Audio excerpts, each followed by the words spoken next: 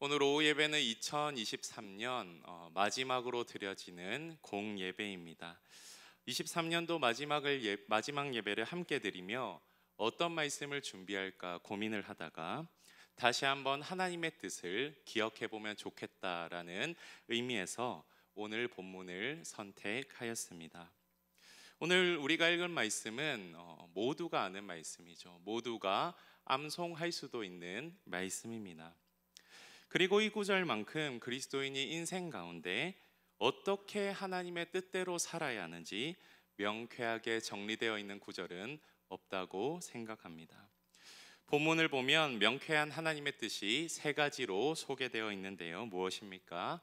항상 기뻐하라, 쉬지 말고 기도하라, 범사에 감사하라입니다. 다 뭐뭐 하라라고 되어 있습니다. 신약 성경 헬라어 원어를 봐도 이 뭐뭐 하라 명령형으로 되어 있음을 알 수 있습니다. 즉, 이 말씀은 명령의 말씀입니다. 기뻐해도 좋고 기뻐 안 해도 좋고 기도해도 좋고 기도하지 않아도 좋고 감사하는 것은 선택이다라는 그런 의미가 아니라 그리스도인의 삶 가운데 반드시 이루어야 할 필수적인 명령입니다. 본문에 나타난 하나님의 뜻을 세 가지로 좀 더 살펴보고자 합니다. 첫째, 항상 기뻐하는 것입니다. 어떻게 항상 기뻐할 수 있습니까? 우리가 삶을 살다 보면 기쁨보다는, 그리고 평안보다는 불안과 염려가 더 많음을 우리는 알고 있습니다. 인간의 삶은 죄와 고통과 염려와 아픔으로 가득 차 있는데 어떻게 항상 기뻐할 수 있습니까? 여러분은 올 한 해 항상 기뻐하는 삶을 사셨습니까? 그렇다고 자부하실 수 있는 분은 많이 있다고는 생각하지 않습니다. 그런데 오늘 데살로니가 전서를 쓴 바울은 항상 기뻐하라 라고 말합니다. 그런데 정작 바울은 그 누구보다 기뻐할 수 없는 상황에 놓여진 사람이었습니다. 바울이 예수님을 만난 이후의 삶은요, 사람들이 보기에 나는 저렇게 살고 싶지 않다라는 생각이 들 정도로 고통스럽고 쉽지 않은 삶을 살았습니다. 복음을 전하다 돌도 맞고요, 감옥에 갇히기도 하고요, 죽을 고비를 많이 넘겼고요, 동족들에게 살해 위협도 당했습니다. 배에 탔는데 풍랑을 맞이해서 죽을 고비도 넘겼습니다. 또 병은 얼마나 많은지 육체의 가시가 자기를 찔렀다라고 고백하고 있습니다. 이렇게 바울의 삶을 보면 기뻐할 거리를 찾기가 너무나 어려운데 바울은 어떻게 항상 기뻐할 수 있었을까요?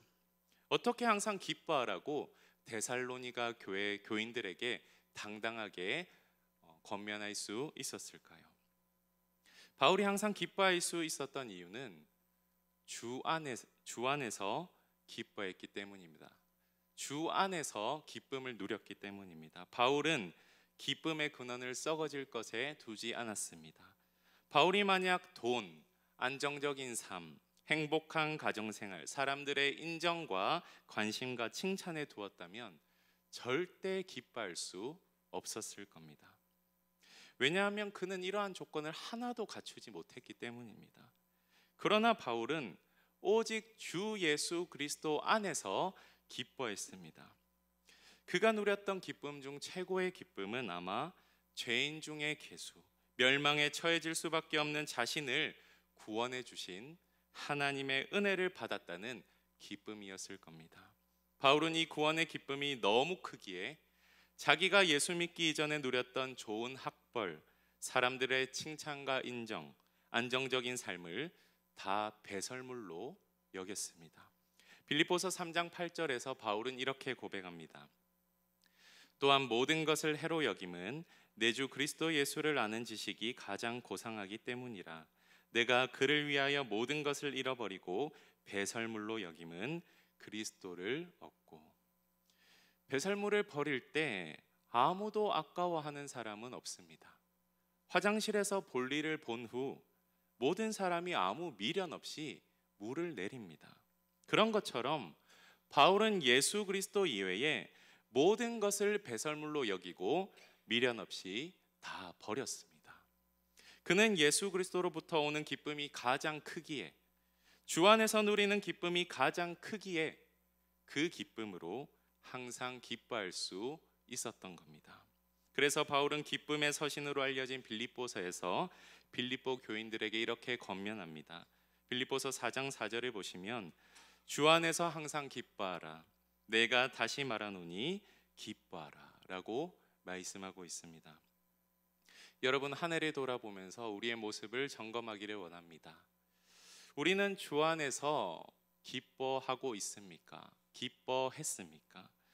먼저 우리는 그리스도께서 값없이 베풀어 주신 구원의 은혜에 감사하고 있습니까? 그 구원의 은혜가 혹시 너무나 당연한 것으로 여겨져서 무덤덤하거나 감사와 기쁨의 조건으로 여기지 않지는 않나요? 여러분, 우리는 어디에 기쁨의 가치를 두고 있습니까? 예수 그리스도가 아닌 물질적인 것, 사라질 것들에 두면 우리는 기뻐할 수 없습니다. 우리는 항상 기뻐할 수 없습니다. 물질의 기쁨의 가치를 두면요, 물질의 많고 적음에 따라서 우리의 감정이 좌우됩니다. 인간관계의 가치를 두면 관계의 어려움, 관계의 어긋남에서 울고 웃습니다. 성과와 성공의 가치를 두면 일이 잘 안 풀릴 때, 성공하지 못할 때 절망에 빠져듭니다. 여러분, 그리스도인이 세상 사람들과 차별화된 모습 중에 하나는 바로 항상 기뻐하는 모습입니다. 그것도 주 안에서 항상 기뻐하는 모습입니다. 진정한 기쁨은 상황과 관계없는, 상황을 초월한 기쁨으로, 그 기쁨은 바로 예수 그리스도로부터 얻을 수 있음을 믿으시기 바랍니다. 둘째, 우리를 향하신 하나님의 뜻은 쉬지 않고 기도하는 것입니다. 쉬지 않고 기도하라는 말은 밥도 안 먹고 계속 기도해라, 이런 말이 아니죠. 우리의 기도가 자주 지속적으로 이루어져야 한다는 말입니다. 하나님께서는 기도라는 소통의 창구를 여셨습니다. 말씀과 더불어 우리에게 은혜의 방편으로 주신 것이 바로 기도입니다. 소통 없는 관계가 전혀 관계가 아니듯이 기도로 하나님과 소통하지 않으면 하나님과 친밀한 관계를 맺기 어렵습니다. 기도는 영혼의 호흡이라는 말처럼 사람이 영적으로 생명을 유지하기 위해서는 기도를 해야 합니다. 특별히 갈수록 불확실성, 불안정성이 커지는 시대 가운데 우리는 쉬지 않고 기도함으로 우리 마음에 계속해서 자리 잡으려고 하는 염려를 떨쳐버려야 할 것입니다. 사실 이 염려는 떼려고 해도 정말 떼기가 쉽지 않은 그런 것이죠. 죽을 때까지 염려를 달고 사는 것이 바로 우리 인간입니다. 어니 젤린스키의 모르고 사는 즐거움이라는 글을 보면요, 아마 들어본 분들도 계실 겁니다. 이런 글이 있습니다. 우리가 하는 근심과 걱정의 40%는 절대로 현실에서 일어나지 않는 것이요, 30%는 이미 일어난 일에 대한 것이다. 22%는 정말 사소한 것들로 고민하고 있고, 걱정의 4%는 우리 힘으로 어쩔 도리가 없는 불가항력적인 것이다. 그리고 나머지 4%는 우리가 바꿔놓을 수 있는 일에 대한 것이다 라고 말합니다. 즉, 우리가 하는 걱정의 96%는 통제 불가능한 쓸데없는 것이라는 이야기이며, 남은 4%만이 정말로 고민할 가치가 있는 걱정이라는 것입니다.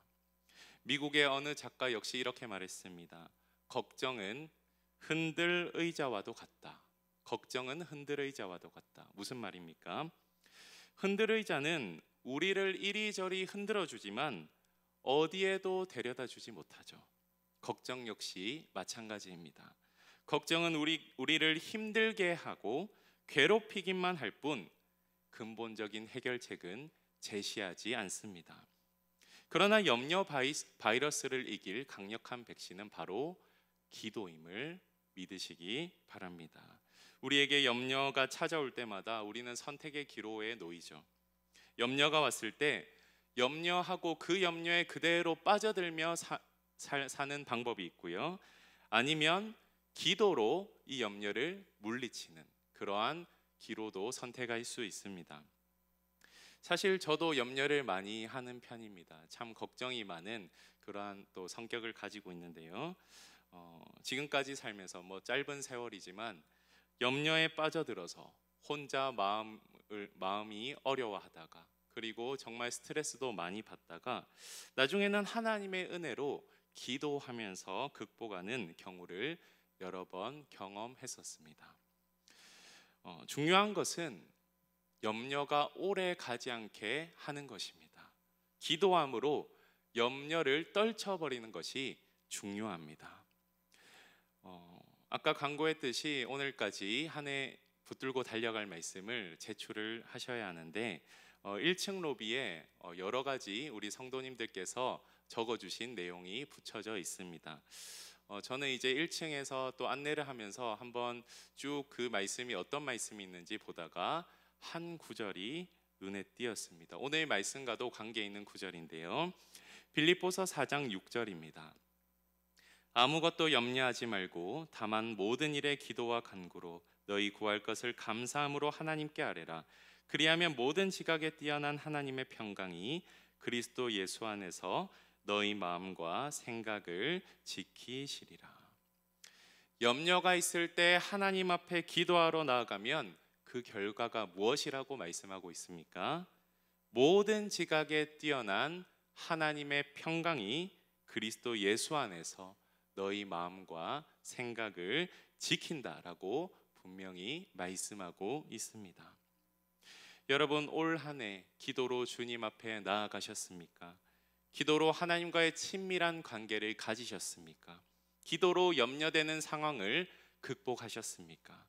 다시 한번 쉬지 말고 기도하라. 이 말씀을 마음에 새기시며 기도의 호흡을 통해 우리 영혼의 풍성함을 더욱더 얻으시고 기도함으로 하나님이 주시는 평강과 기쁨을 누리시는 모든 성도님들 되시기를 간절히 소원합니다.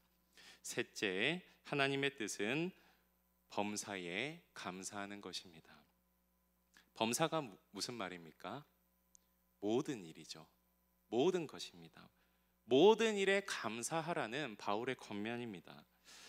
바울은 어떤 상황이든 감사함으로 받아들일 줄 아는 일체의 비결을 배운 사람이었습니다. 빌립보서 4장 12절 13절에 보면 나는 비천에 처할 줄도 알고 풍부에 처할 줄도 알아 모든 일 곧 배부름과 배고픔과 풍부와 궁핍에도 처할 줄 아는 일체의 비결을 배웠노라. 내게 능력 주시는 자 안에서 내가 모든 것을 할 수 있느니라. 아멘. 바울이 배부름, 배고픔, 풍부, 궁핍 어떤 상황에도 처할 수 있었던 이유는 자기에게 능력을 주시는 하나님을 경험했기 때문입니다. 하나님이 나와 함께 하시고 힘 주실 것이라는 믿음이 있었기에 어떤 상황이든 극복하며 감사할 수 있었습니다. 여러분, 어떤 상황이든 감사할 수 있기 위해서는 하나님을 신뢰해야 할 줄 믿습니다. 감사와 신뢰는 하나로 묶여 있습니다. 하나님을 믿으면 감사하게 됩니다. 하나님을 신뢰하는 것이 습관이 될 때 감사도 습관이 됩니다. 반면 감사하지 않는다면 하나님을 신뢰하지 않는다라는 말과 동일합니다. 투덜대고 있는 나의 모습이 혹시 있지는 않습니까?